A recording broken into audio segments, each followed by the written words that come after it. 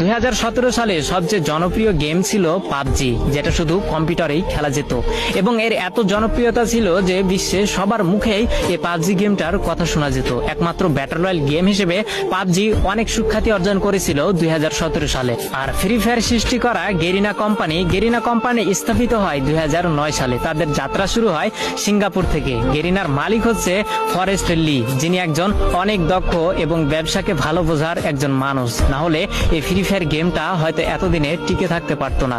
তো 2009 সাল থেকে গেরিনার যাত্রা শুরু হলেও তারা কোনোভাবে কোনো গেমে সাকসেস পেল না, সবকিছুতেই তারা ফেল হয়ে গেল। একের পর এক ভিডিও গেম রিলিজ করেও মানুষের মন জয় করতে পারছিল না। তো 2014, 15, 16 সালে গেরিনা বেশ কয়েকটি গেম মানুষের সামনে উপস্থাপন করে, কিন্তু এত পরিমাণ ভালোবাসা এবং এত পরিমাণ জনপ্রিয়তা পায়নি গেরিনা কোম্পানি ওই অন্য গেমগুলোতে। কিন্তু সবকিছুতেই একটা টার্নিং পয়েন্ট থাকে, যেটা 2017 সালে গেরিনা কোম্পানিকে তাদের মোড় ঘুরিয়ে দিয়েছিল।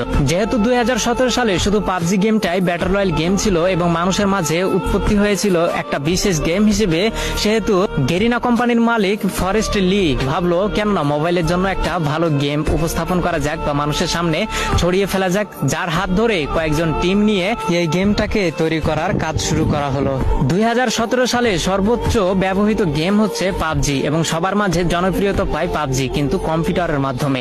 ফোনের মাধ্যমে এই পাবজি গেম এতটা জনপ্রিয়তা পায়নি। সেই সুযোগটাকে কাজে লাগিয়েছে গেরিনার কোম্পানির মালিক ফরেস্ট লি তৎক্ষণাৎ ভেবে উঠলো যে মোবাইলের জন্য একটা গেম তৈরি করা যাক, যে গেমটি অনেক কম দামি ফোনেও যেন সাপোর্ট খায়। তো যার জন্য কয়েকটি টিম গঠন করে গেরিনার কোম্পানি ফরেস্ট লি কাজ করা শুরু করলো। 2017 সালের প্রথম দিকে এই ফ্রি ফায়ারটাকে তৈরি করা শুরু করলেও 23 আগস্ট 2017 সালে এই গেমটাকে পুরো বিশ্বে ছড়িয়ে দেয় গেরিনা কোম্পানির মালিক ফরেস্ট লি, যেটি একটি সিঙ্গাপুর কোম্পানি এবং সিঙ্গাপুর থেকে এর হেডকোয়ার্টার এবং পুরো গেমটাকেই পরিচালনা করা হয়। তো 2017 সালে যখন সাধারণ মানুষ সাধারণ ফোনে এই গেমটাকে খেলতে পারতো, তখন পাবজির জনপ্রিয়তা ধীরে ধীরে কমতে শুরু করলো এবং যেহেতু কম দামি ফোনেও ফ্রি ফায়ার গেমটাকে খেলা যেত, যার জন্য সবাই এই ফ্রি ফায়ার গেমে ঢুকে পড়লো। তার দেখা দেখি পাবজিও 1 বছর পরে তাদের মোবাইল ভার্সন বের করলো, কিন্তু অনেকটা দেরি করে ফেলেছিল পাবজি, কারণ সাধারণ মানুষের মনে এই ফ্রি ফায়ারটা অনেকটাই জায়গা করে নিতে পেরেছিল।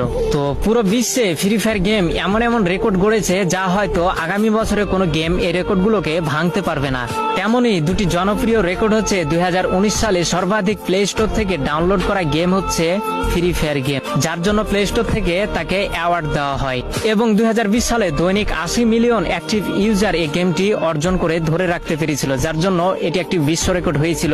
হয়তো আজ পর্যন্ত অথবা পূর্বে অথবা আগামীতে এই রেকর্ডটি ভাঙতে পারবে না কোনো গেম। তো এগুলোই ফ্রি ফায়ার